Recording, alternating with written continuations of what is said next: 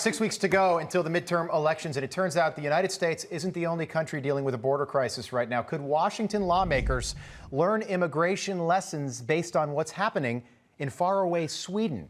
For more on that, let's welcome in national security and counterterrorism expert John Rismondo. John, good to see you. Good morning. Take us through what's happening in Sweden. I know you went to Sweden, but this is a country that just geographically, it sits right between Norway and Finland and Denmark to the south. What's going on over there in Sweden? Well, just like in the United States, you have problems with criminal gangs running guns into the country. You've had hundreds of bombings over the past 5 years in Malmö and in Stockholm, the largest cities, mostly criminals.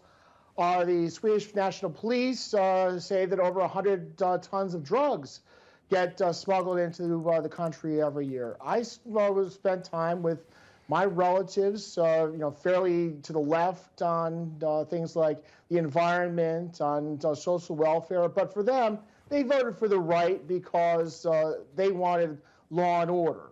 I mean, the Swedish right had a very clear message. You vote for us, we're going to clean things up, and we're going to deal with the crime. Right.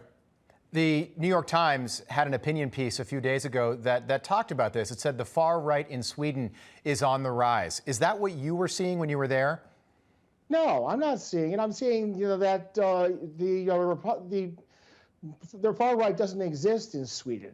The Sweden Democrats used to be maybe neo-Nazi about 40 years ago, but they've moved to the center. They've become a Anglo-American style conservative party. It's slander, just like what they're doing here.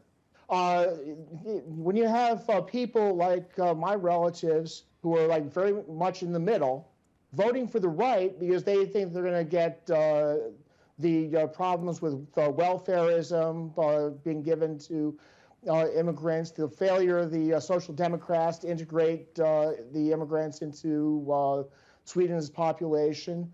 It's a complete slander. John, what are the biggest parallels in just about 30 seconds that you see between what's happening with the porous borders in Sweden and our own southern border?